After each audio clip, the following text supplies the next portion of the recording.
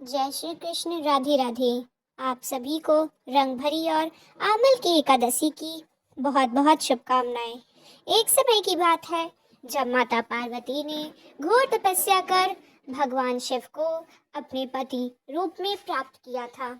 अनेक युगों की कठिन तपस्या के बाद भगवान शिव ने प्रसन्न होकर पार्वती जी को स्वीकार किया और उनका विवाह विधि पूर्वक हिमालय राज्य के घर में संपन्न हुआ। किंतु विवाह के पश्चात माता पार्वती अपने पिताजी के घर में ही रही और भगवान शिव उन्हें अपने धाम नहीं ले गए। समय बीता गया और देवी पार्वती के गृह प्रवेश का शुभ अवसर निकट आया। फाल्गुन शुक्ल एकादशी के दिन, जिसे आज रंग भरी एकादशी कहा जाता है, भगवान शिव स्वयं अपने गणों के साथ हिमालय राज के महल पहुंचे। उनके साथ नंदी, भूत प्रेत गण, ऋषि मुनि और अनेक देवता भी गए थे। पूरे कैलाश और देवलोक में हर्ष छा गया था। चारों ओर मंगल ध्वनियां गूंज उठी थी और माता पार्वती को पूरे विधि विधान से गाने के लिए तैयार किया गया। भगवान शिव ने माता पार्वती को अपने दिव्य वाहन पर बिठाया और काशी के लिए प्रस्थान किया। जैसे ही वे काशी पहुंचे, संपूर्ण नगर में उत्सव का माहौल छा गया। भक्तों ने अपने आराध्य शिव पार्वती जी का भक्ति भाव स्वागत किया और चारों ओर मंगल गीत गाए जाने लगे। शिव भक्त ने रंग गुलाल उड़ाकर अपने आराध्या के आगमन के उल्लास मनाया। पूरे नगरी में आनंद और प्रेम की धारा बहने लगी। भगवान शिव स्वयं भी प्रसन्न होकर अपने भक्तों के साथ रंग खेलने लगे। माता पार्वती भी भक्तों के प्रेम को देखकर आनंदित हुई और उन्होंने भी शिव जी के संग रंगों की छटा बिखेरी। इस प्रकार रंग भरी एकादशी केवल शिव पार्वती के मिलन का दिन ही नहीं, बल्कि भक्ति, प्रेम और रंगों के उत्सव का प्रतीक बन गई है। तब से हर वर्ष रंग भरी एकादशी के दिन काशी में विशेष रूप से बाबा विश्वनाथ का श्रृंगार किया जाता है और भक्तगण गुलाल और अबीर अर्पित कर इस दिव्य मिलन का उत्सव मनाते हैं। यह दिन भगवान शिव और देवी पार्वती जी के प्रेम, भक्ति और आनंद का प्रतीक है और इसे मनाने से जीवन में सुख, समृद्धि और आध्यात्मिक ऊर्जा का संचार होता है। रंग भरी या आमल की एकादशी फाल्गुन शुक्ल पक्ष की एकादशी तिथि को मनाई जाती है, जिसका उल्लेख अनेक पुराणों में मिलता है। इस दिन भगवान विष्णु और आंवले के वृक्ष की पूजा करने का विशेष महत्व है। आंवला, जिसे अमृत फल माना जाता है, श्री हरि को अत्यंत प्रिय है और इसके पूजन से व्यक्ति के समस्त पाप नष्ट हो जाते हैं। यह एकादशी जीवन में शुद्धता, पुण्य और मोक्ष की प्राप्ति के द्वार खोलती है। इसे रंग भरी एकादशी भी कहते हैं क्योंकि यह होली के पूर्व आता है और भक्त इस दिन उल्लास पूर्वक भगवान का पूजन कर रंगों का उत्सव मनाते हैं। इस दिन व्रत और दान का विशेष फल मिलता है, जिससे मनुष्य सांसारिक बंधनों से मुक्त होकर प्रभु के चरणों में स्थान प्राप्त करते हैं। ऐसे ही एक दिव्य प्रसंग महाभारत काल में घटित हुआ, जब धर्मराज युधिष्ठिर ने भगवान श्री कृष्ण से इस एकादशी का महत्व जानने की इच्छा प्रकट की। तब श्री कृष्ण अपने दिव्य गरुड़ ध्वज से सुशोभित रथ पर विराजमान होकर इंद्रप्रस्थ की ओर बढ़े, जहां धर्मराज अपने भ्राता भीम, अर्जुन, नकुल और सहदेव के साथ प्रभु के आगमन की प्रतीक्षा कर रहे थे। जैसे ही श्री कृष्ण का था महल के द्वार पर पहुंचा, वेद मंत्रों की ध्वनि से समस्त वातावरण पवित्र हो उठा। पुष्प वर्षा होने लगी और मंगल ध्वनियां गूंज उठी। महाराज युधिष्ठिर ने श्रद्धा से श्री कृष्ण का स्वागत किया और उनके चरणों में प्रणाम कर कहा, हे केशव, कृपया हमें इस एकादशी का महात्म्य बताने की कृपा करें। श्री कृष्ण मंद मुस्कान के साथ बोले, हे धर्मराज, यह एकादशी समस्त पापों का नाश करने वाली व पुण्य को बढ़ाने वाली है और इसके व्रत से मनुष्य को अखंड सौभाग्य और अंत में मोक्ष की प्राप्ति होती है। इसके पश्चात उन्होंने इस पावन तिथि की महिमा और कथा का विस्तार पूर्वक वर्णन किया है, जिसे सुनकर पांडवों ने श्रद्धा और भक्ति भाव से इस एकादशी का व्रत करने का संकल्प लिया। धर्मराज युधिष्ठिर ने भगवान श्री कृष्ण से कहा कि हे कृष्ण, मैंने विजया एकादशी का महात्म, जो महान फल देने वाला है, सुन लिया है। अब फाल्गुन शुक्ल पक्ष की एकादशी का नाम और महात्म्य बताने की कृपा करें। तब भगवान श्री कृष्ण बोले, महाभाग्य वह प्रसंग सुनाता हूँ जिसे राजा मांधाता के पूछने पर एक समय महात्मा वशिष्ठ जी ने कहा था। फाल्गुन शुक्ल पक्ष की एकादशी का नाम आमल की एकादशी है और इसका पवित्र विष्णु लोक की प्राप्ति कराने वाला है। राजा मंदाता ने पूछा कि दिव्य श्रेष्ठ यह आम्ल की उत्पन्न कब हुई थी, मुझे बताइए। तब वशिष्ठ जी ने कहा, महाभाग्य पर आमल की उत्पत्ति किस प्रकार हुई यह बताता हूँ। आमल की महान वृक्ष है जो समस्त सब पापों को नाश करने वाली है। भगवान श्री विष्णु के थूकने पर उनके मुख से चंद्रमा के समान कांतिमान एक बिंदु प्रकट हुआ।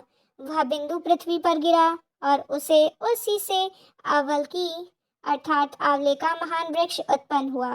यह सभी वृक्षों का आदि भूत कहलाता है। इसी समय समस्त प्रजाजन की सृष्टि करने के लिए भगवान ने ब्रह्मा जी को उत्पन्न किया। उन्हीं से उन प्रजाओं की सृष्टि हुई। देवता, दानव, गंधर्व, यक्ष, राक्षस, नाग तथा निर्मल अंतःकरण वाले महर्षियों को ब्रह्मा जी ने जन्म दिया। उनमें से देवता और ऋषि उस स्थान पर आए जहाँ विष्णु प्रिया आमल की वृक्ष का था। महाभाग उसे देखकर देवताओं को बड़ा विस्मय हुआ। वे एक दूसरे पर दृष्टिपात करते हुए उत्कंठा पूर्वक उस वृक्ष की ओर देखने लगे और खड़े खड़े सोचने लगे कि पाकड़ आदि वृक्ष तो पूर्व कल्प की तरह हैं, जो सबके सब हमारे परिचित हैं, किंतु इस अद्भुत वृक्ष को हम नहीं जानते। उन्हें जिस प्रकार चिंता करते देखकर तभी आकावाड़ी हुई, महाश्री हो यह श्रेष्ठ सर्वश्रेष्ठ आमल की वृक्ष है जो श्री विष्णु को प्रिय है। इसके स्मरण मात्र से गोदान का फल मिलता है। स्पर्श करने से इससे 2 गुना फल और भक्षण करने से 3 गुना पुण्य प्राप्त होता है। इसलिए सदा प्रयत्न पूर्वक अमल का सेवन करना चाहिए। यह सब पापों को हरने वाला वैष्णव वृक्ष बताया गया है। इसके मूल भाग में श्री विष्णु, उपपूरी भाग में श्री ब्रह्मास्कंद में परमेश्वर भगवान, रुद्र शाखाओं में और मुनि टहनियों में, देवता पत्तों में, वसु फूलों में गरुण मरुण गण और फलों में समस्त प्रजापति वास करते हैं। आमल की सर्वदेवमयी बताई गई है। तस्य मूले स्थि विष्णु स्तहदवम च पितामह सकंदे च भगवान रुद्रः संस्थया मुनः सय सवे प्रकाशा प्रशाखा सूच देवता परण सुभवस देव पुष्पेश मरुस्थल पूज्य हैं। ऋषि बोले, अव्यक्त रूप से बोलने वाले मनुष्य महापुरुष, हम लोग आपको क्या समझे? आप कौन हैं? देवता हैं या कोई? हमें ठीक ठीक बताइए। आकाशवाणी हुई, जो संपूर्ण भूतों के कर्ता, जो समस्त भुवन के सृष्टा हैं और उन्हें जिन्हें विद्यमान पुरुष भी कठिन से देख पाते हैं, वही सनातन विष्णु मैं हूँ। देवादिदेव भगवान विष्णु का कथन यह सुनकर उन ब्रह्म कुमार महर्षियों के नेत्र आश्चर्य से चकित हो उठे। उन्हें बड़ा विस्मय हुआ। वे आदि अंतरहित भगवान की स्तुति करने लगे। ऋषि बोले, संपूर्ण भूतों के आत्मभूत आत्मा एवं परमात्मा को नमस्कार है। अपनी महिमा से कभी च्युत न होने वाले अच्युत को नित्य प्रणाम। अंतरहित परमेश्वर को बारंबार प्रणाम है। दामोदर कवि और यज्ञेश को नमस्कार है। मायापते आपको प्रणाम है। आप विश्व के स्वामी हैं, आपको नमस्कार है। ऋषियों के इस प्रकार स्तुति करने पर भगवान श्री हरि संतुष्ट हुए और बोले, महर्षि हो तुम कौन सा अभिष्ट वरदान दूं? ऋषि बोले, भगवान यदि आप संतुष्ट हैं तो हम लोगों के हित के लिए कोई ऐसा व्रत बतलाइए जो स्वर्ग और मोक्ष रूपी फल प्रदान करने वाला हो। श्री विष्णु बोले, महर्षि हो फाल्गुन शुक्ल पक्ष में यदि पुण्य नक्षत्र से युक्त द्वादशी हो तो वह महान पुण्य देने वाली है और बड़े बड़े पादकों का नाश करने वाली है। विजो उसमें जो विशेष कर्तव्य है उसको सुनो। आमल की एकादशी में आंवले के वृक्ष के पास जाकर वहां रात्रि में जागरण करो। इससे मनुष्य समस्त पापों से छूट जाता है और सहस्र गोदान फल प्राप्त करता है। विप्रगण, यह व्रत केवल उत्तम व्रत है जिसे तो मैंने लोग बताया है। ऋषि बोले, भगवान इस व्रत की विधि भी बतलाइए। यह कैसे पूर्ण होता है? इसके देवता नमस्कार और मंत्र कौन कौन से बताए गए हैं? उस समय स्नान और दान कैसे किया जाता है? पूजन की कौन सी विधि है? अथवा उसके लिए मंत्र क्या है, इन सब बातों का यथार्थ रूप से कृपया वर्णन कीजिए।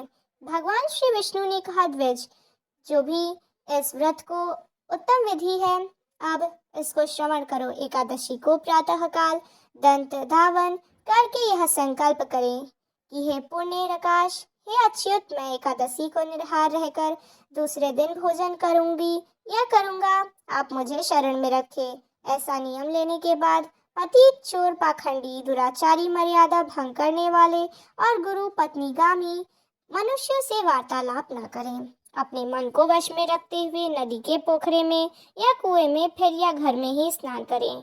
स्नान करने से पहले शरीर में मिट्टी लगाएं और इस प्रकार कहें, अश्वकांति रथ क्रांते विष्णु वसुंधरे मृत्य के हर पाप में पापम जन्मों कोटिया समर्जित, अर्थात हे वसुंधरे, तुम्हारे ऊपर अश्व है और रथ चला करते हैं, तथा वामन अवतार के समय भगवान विष्णु ने भी तुम्हें अपने पैरों से नापा था।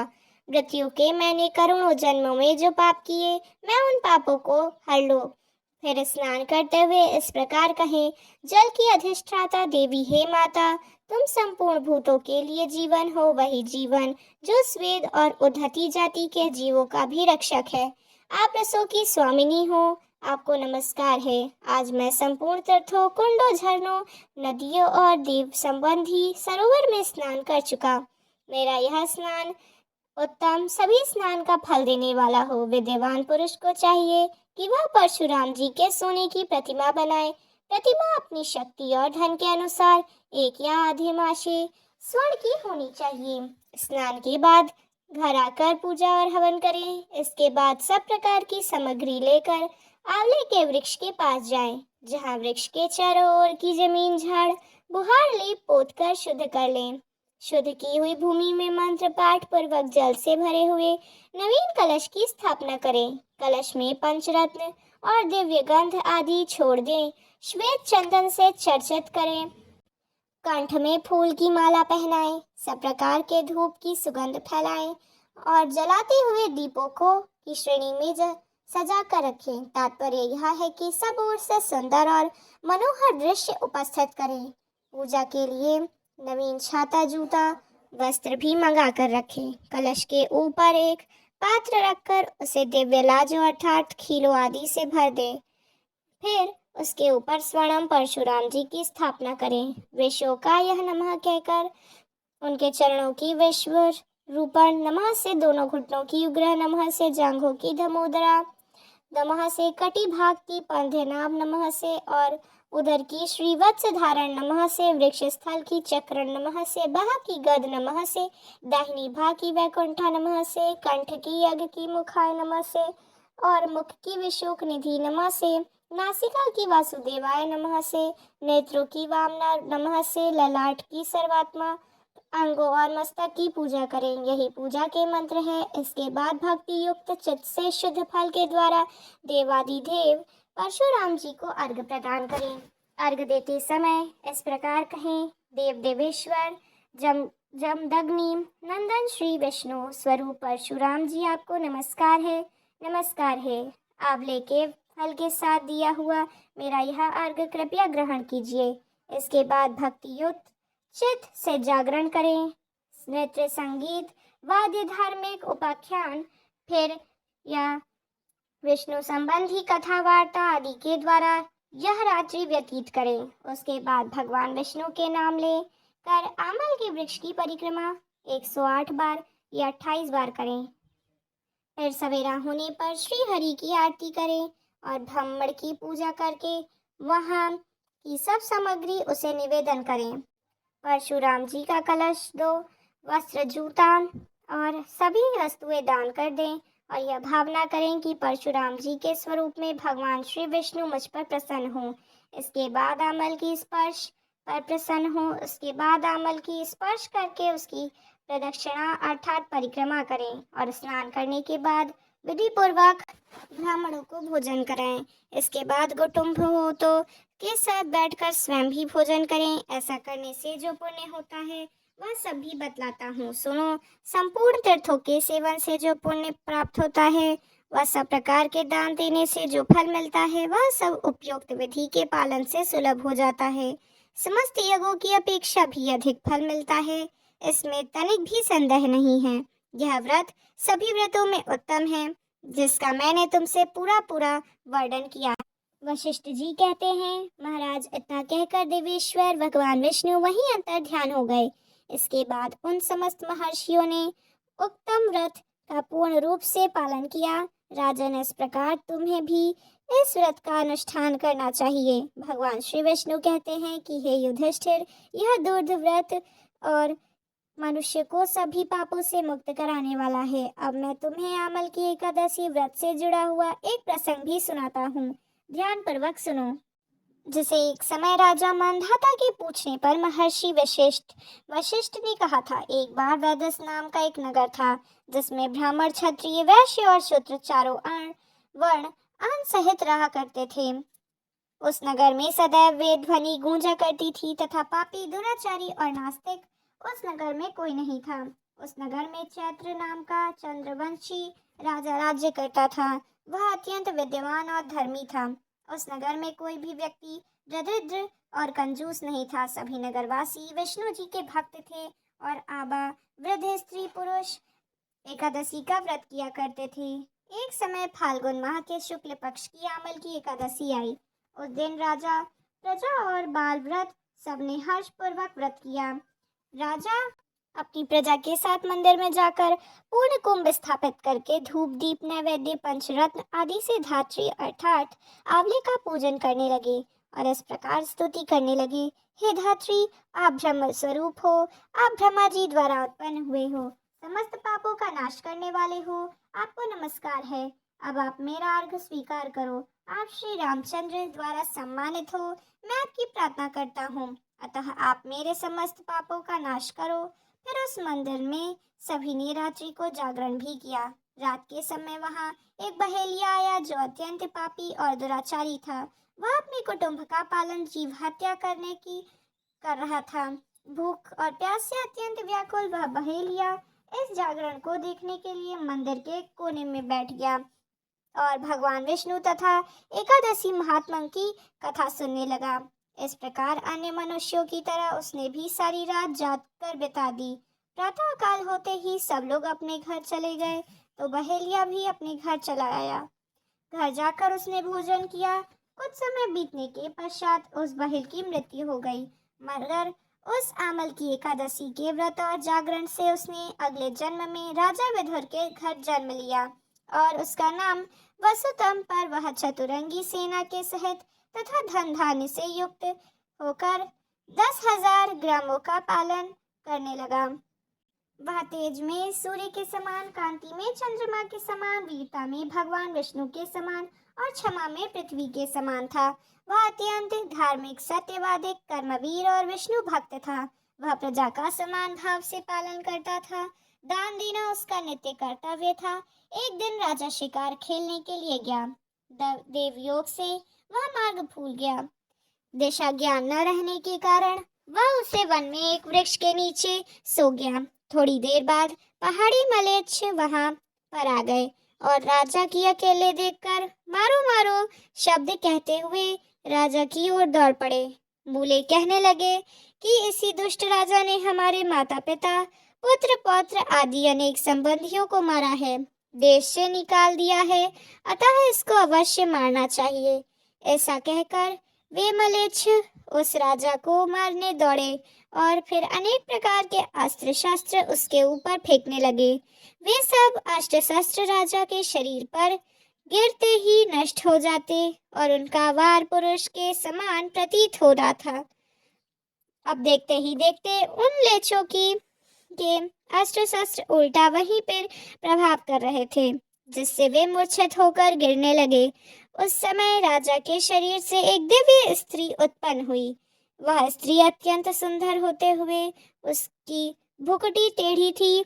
उसकी आंखों से लाल लाल अग्नि निकल रही थी, जिससे वह दूसरे काल के समान प्रतीत होती थी। वह स्त्री मलेच्छों को मारने दौड़ी और थोड़ी ही देर में उन सब मलेच्छों को काल के गाल में पहुंचा दिया। जब राजा सोकर उठा तो उसने मलेच्छों को मरा हुआ देखकर कहा कि इन शत्रुओं को किसने मारा और इस वन में मेरा हितैषी कौन रहता है। वह ऐसा विचार कर ही रहा था कि तभी आकाशवाणी हुई कि इस संसार में भगवान विष्णु के अतिरिक्त कौन तेरी सहायता कर सकता है। इस आकाशवाणी को सुनकर राज अपने राज्य में गया और सुखपूर्वक राज्य करने लगा। भगवान श्री कृष्ण कहते हैं, हे राजन, यह आमल की एकादशी के व्रत का प्रभाव था। जो मनुष्य इस आमल की एकादशी को सच्चे मन से, श्रद्धा से, निष्ठा के साथ व्रत करते हैं, वे प्रत्येक कार्य में सफल होकर अंत में वैकुंठ लोक को जाते हैं। श्री कृष्ण के इन दिव्य वचनों को सुनकर फिर धर्मराज युधिष्ठिर ने भी इस व्रत का दृढ़ संकल्प लिया और इस दिव्य तिथि का विधिपूर्वक पालन किया। उस दिन से यह व्रत अक्षय पूर्ण देने वाला, श्री शिव और विष्णु कृपा प्राप्त कराने वाला और समस्त गृह बाधाओं को हरने वाला माना जाता है।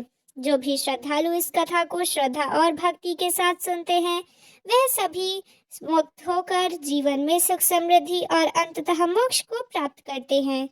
अब आप सभी को मनोकामना पूर्ण करने वाली दूसरी कथा को भी सुनते हैं। एक बार वैश्य नारद जी वैकुंठ लोक को गए। उन्होंने भगवान श्री लक्ष्मी नारायण जी को प्रणाम किया। फिर नारद जी ने श्री हरि से कहा, प्रभु, अब धरती पर आपका प्रभाव कम हो रहा है। धर्म प्रव चलने वाले अब आपको कोई अच्छा फल नहीं मिल रहा है। जो पाप कर रहे हैं उनका भला हो रहा है। तब श्री हरि कहने लगे कि ऐसा नहीं है देवर्ष, जो भी हो रहा है सब नियति के कारण हो रहा है। श्री हरि की यह बात सुनकर नारद जी बोले, प्रभु, मैं तो देख कर आ रहा हूँ, सब पापियों को भी अच्छा फल मिल रहा है, लेकिन भला करने वाले और धर्म के रास्ते पर चलने वाले लोगों को बुरा फल मिल रहा है। उन्हें दुख भोगने से पड़ रहे हैं। भगवान ने कहा, देवर्षि, कोई ऐसी घटना बताओ जिससे तुम्हें यह लग रहा हो। नारद जी ने कहने लगे, प्रभु, अभी अभी मैं एक जंगल से आ रहा हूँ। वहाँ पर एक गाय दलदल में फंसी हुई थी। कोई भी उसे बचाने वाला नहीं था।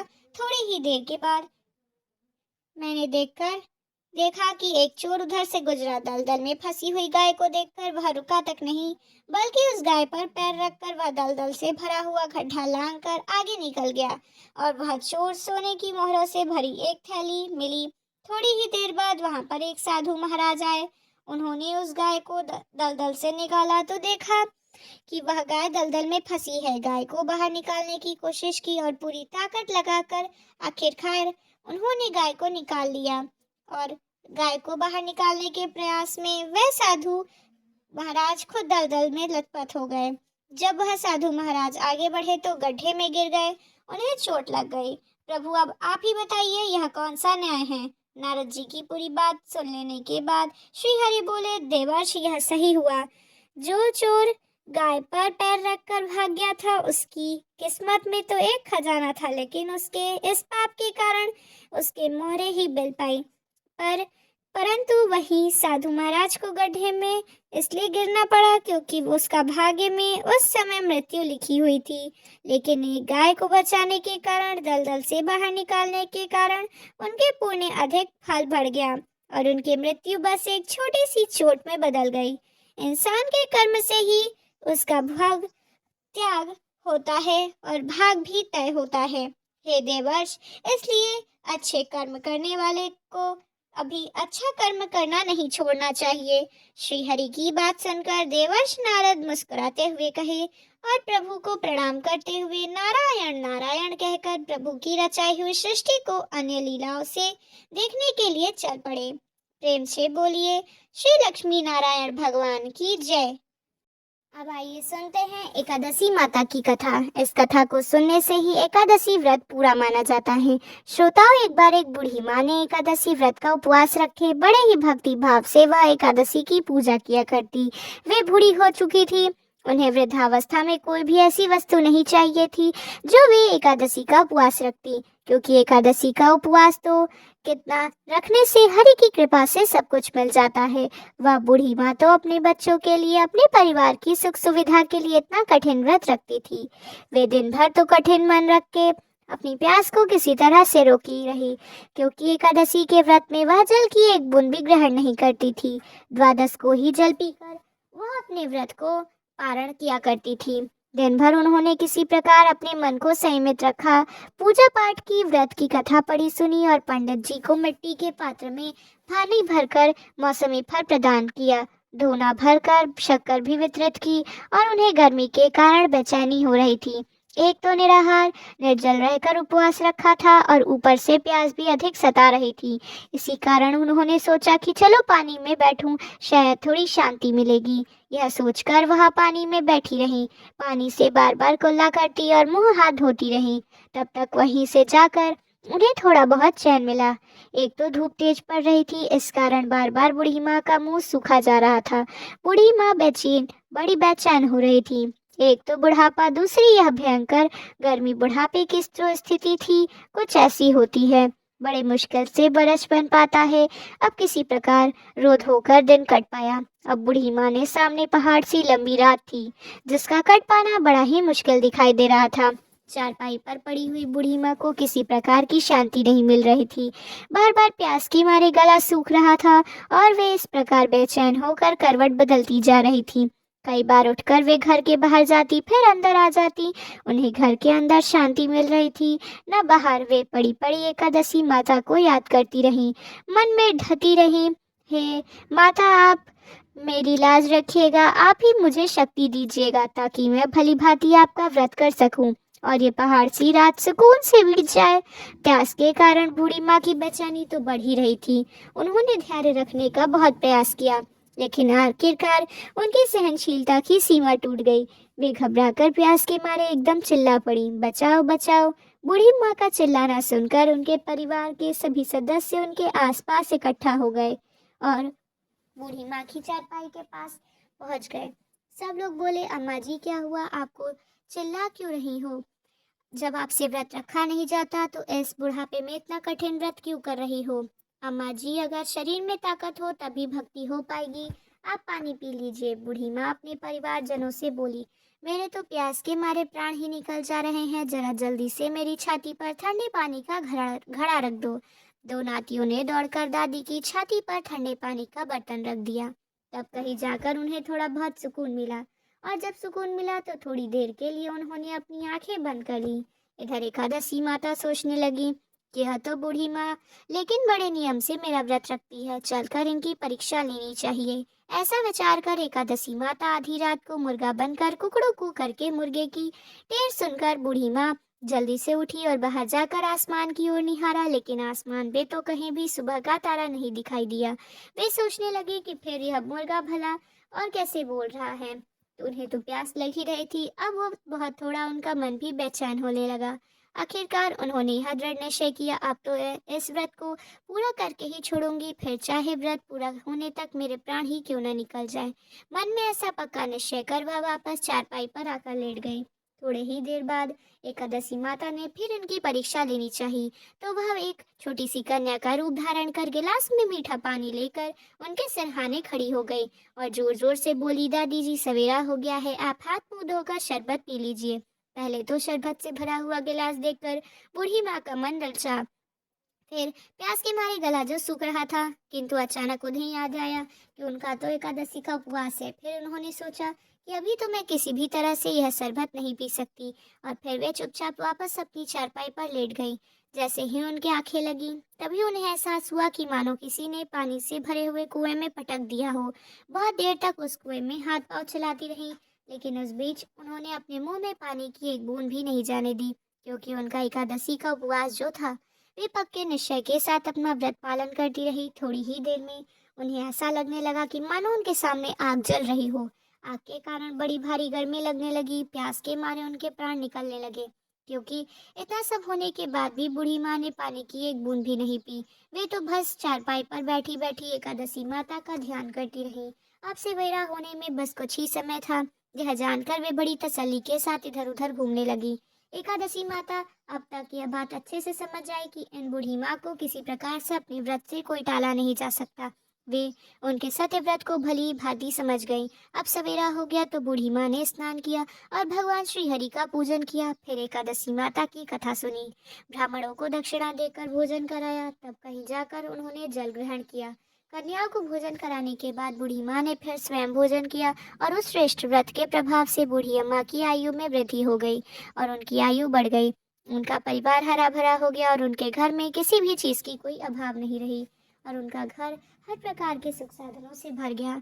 नाती नातिन ने उनका घर भर दिया और वे उसी दिन से 12 महीनों की एकादशी का व्रत करने लगी। एकादशी माता के पूर्ण प्रताप से इस संसार में हर प्रकार के सुख भोग कर वे बूढ़ी माँ अंत में भगवान श्री भगवान हरि के धाम चली गई। जैसे एकादशी माता ने उन बूढ़ी माँ को उनके परिवार हरा भरा कर दिया, वैसे ही एकादशी माता हम सभी की मनोकामना पूर्ण कीजिएगा। प्रेम से बोलिए श्री लक्ष्मी नारायण भगवान की जय। अगर आपको यह वीडियो पसंद आई हो तो वीडियो को लाइक और चैनल को सब्सक्राइब कीजिएगा और आगे के वीडियो के लिए चैनल से जुड़े रहिएगा।